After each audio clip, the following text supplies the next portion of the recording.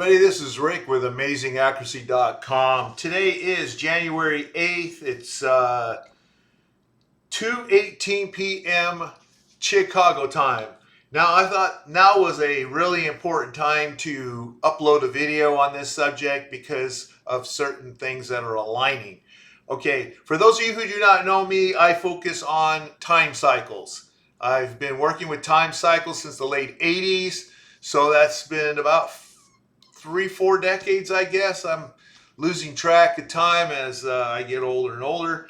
Anyway, seriously, we're looking at the S&P 500 market right now. On my trading view charts here, you can see I have three windows. This is the weekly, daily, and hourly. Now, there are no cycle indications on these charts whatsoever. Those are at my website, membership website, and that's where you have access to this report that comes out once a week, every weekend, and it covers the next week and a half, you might say. It contains daily dates and weekly dates. Now, how are these important, and why is it important right now? Let me kind of give you a little bit of a quick cycle lesson. When you have a cycle turn expected, you don't want to, for example, think that because you've pinpointed a certain day, let's just say January 4th, that the cycle turn will happen right on January 4th. All right. When you're working with cycles, you want to kind of work with what's considered a band. All right. And the band's width that we use is plus or minus one price bar. So, for example, in the S&P 500, listed on the report in advance, this information was available to our members before the event happened, and it said to the daily cycle for the S&P 500 would be January 4th. And then it has a little asterisk meaning strong indication. Now, what that means is you want to look for that cycle turn on the daily chart within a certain time window. And that time window would start on 1/3 to 1/5, with 1/4 being the date that's on the report. So you have this one bar early, one bar late, that makes up the whole band, if that makes sense. All right, so something like that. All right, so as prices are moving down, once it gets inside this time band, you would be expecting the market to then make a bottom, in this case, because prices were going down when it went into it, turn around and go back up. Well, you can see that it happened. Let me get that rectangle out of there. You can see that it happened at the very end of that band on 1/5. And it was confirmed today as prices now have moved up, making a higher high, higher high, and a higher low price bar. And so 1/5 is confirmed as a daily swing bottom. And here it is blown up for you again one day. All right. Okay, so that was our daily expectation. Now, we have also weekly time windows that we want to look at. Now, here we have a weekly chart of the S&P. This is all of the S&P 500 mini, and you can see that if I put it on the SPY, it looks pretty much the same, so we'll just stick with the mini here. You can see that we had a weekly swing top occur here, and this happened on week ending December 29th. And that would be the Friday of the week. So we can see we ended the year with this top, and we started this year making a lower price bar, and currently we have not confirmed a weekly swing bottom. We've confirmed a weekly swing top because we've gone below its low here, and so we've confirmed this. But right now we are looking for, now I'm going to share this with you, that's on the report, and that is that the center of this particular time window is 112. That means week ending 112, which is this week. So week ending 112, and that would be this price bar right here. That would be this week. And right now it's currently forming an inside week. An inside week is where you have a lower high and a higher low. It's engulfed within the previous price bar. But this week just began. This is just today's action. That big old price bar right there that's just today, believe it or not. And my expectation is that this low of 1.5, although it's within the current band, let me put that thing up here again, a rectangle. Okay, so we're going to do 1.5, 112, 119. All right. This is the center of the current weekly cycle date right here, 112. That's on the report. Look for a weekly swing, likely. There's no guarantees, but the cycle pattern is showing week ending 112. Well, right now, week 1.5, of course, is in that window, but there is other indications that's telling me that the probability is pretty high that 1.5 is not the low that we're looking for. And that's why one of the things I wanted to do was to share this with you, because on this daily chart here, and let me go back to a bigger daily chart here. On this daily chart here, we can see that today we're rallying back up because we got that swing bottom on the daily chart that we were expecting.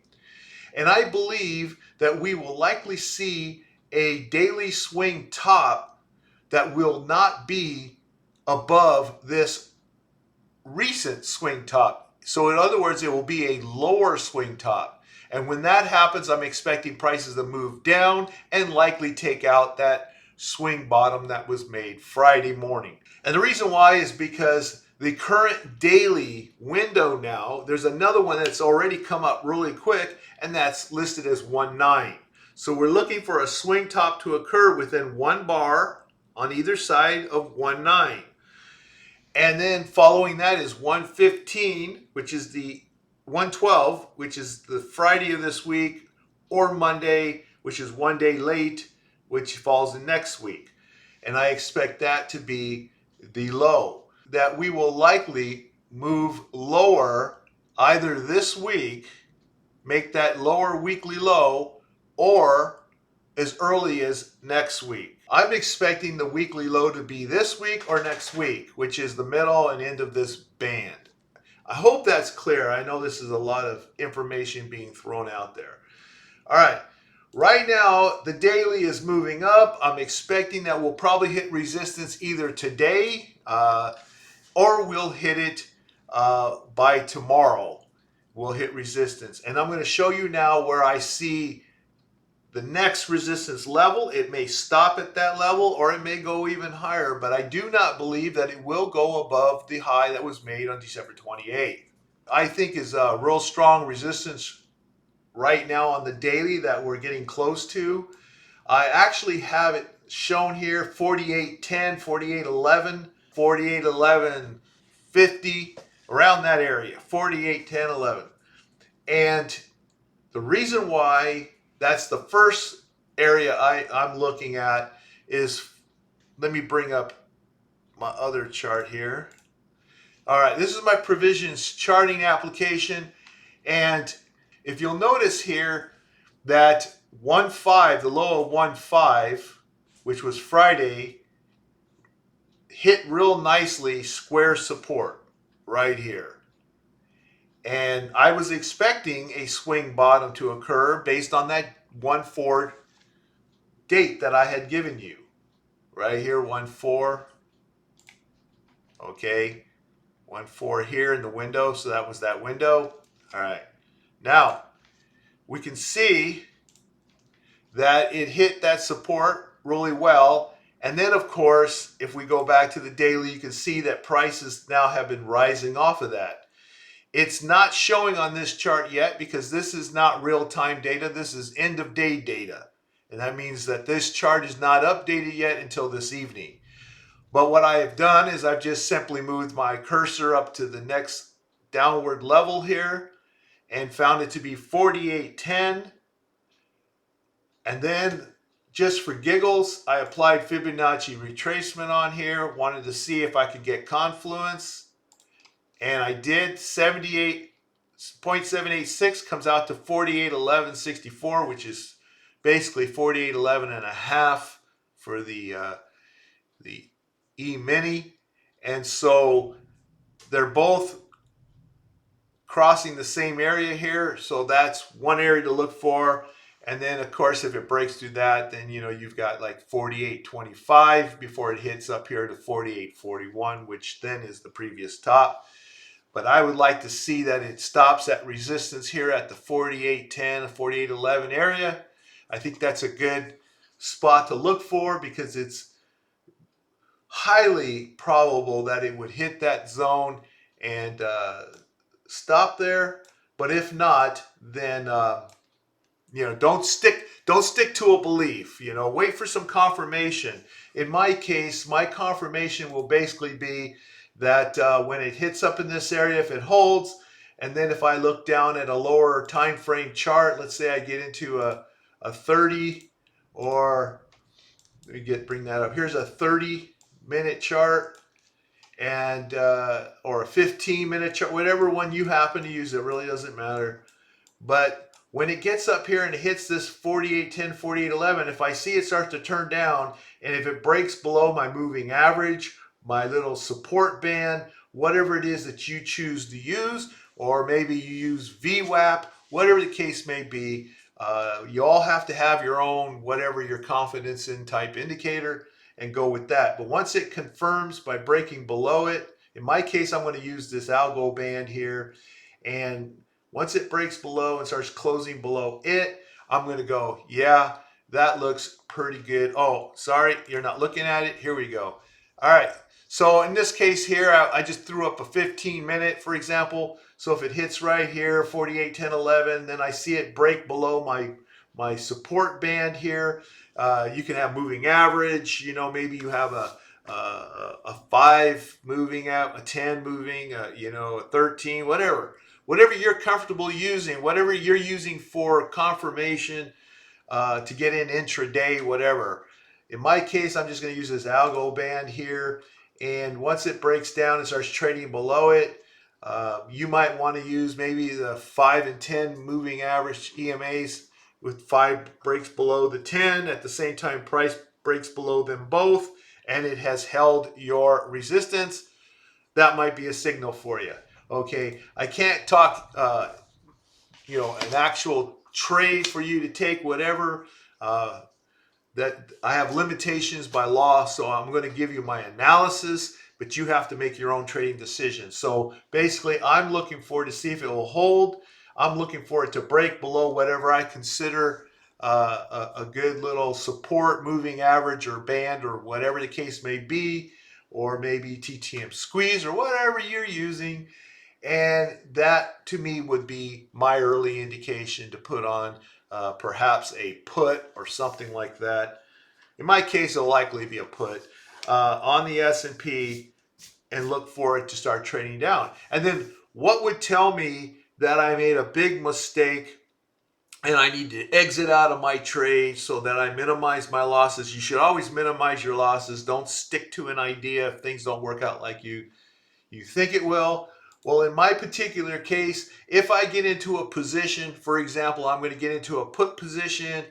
If I get into that position, and then let's say, for example, prices decide that it's going to go and take out the high, previous high, which I, didn't feel that it would do that, or it takes out the swing top that after it hits 48.10, let's say, if it goes down below my band that I'm using for early indication to jump in, if it then goes back above that band and closes above that band, I'll get out then. See, anything that changes from my expectation or whatever I use to confirm with, then I'm just going to get out, because there's no reason to hold on to something and hope, because hope is just going to mess you up. All right, you want to take small losses and you want to let your winners ride, as long as whatever it is you're using that tells you to stay in the trade, that you do that. All right, I hope I've given you enough information here. If you're wondering as far as when it does make a weekly low, a swing bottom, and it confirms for week 112, 119, that time band area there, when do I think, how high do I think it will go up, or how long do I think it'll go up? I believe that the next band after that centers around week ending February 9th. So that means you're talking about the first part of February that we're going to be looking for the S&P then to be bullish uh, up until that time. And of course, take out this weekly high is what I would expect to happen, and for it to go up until, you know, the first week, second week, third week of February, whatever, I would be overall bullish. To narrow that down as to, because in a weekly, that's a bigger span of time, especially if you trade daily or intraday. So what I will do then is I will narrow down my view using the daily time dates. So you have your weekly for the macro long-term view, and then you have the daily for the shorter term view. And that's why I'm looking for resistance on the daily right now, because the daily is telling me that I'm in that small window. And looking at the pattern, we're well below the previous, that a lower swing top is highly probable.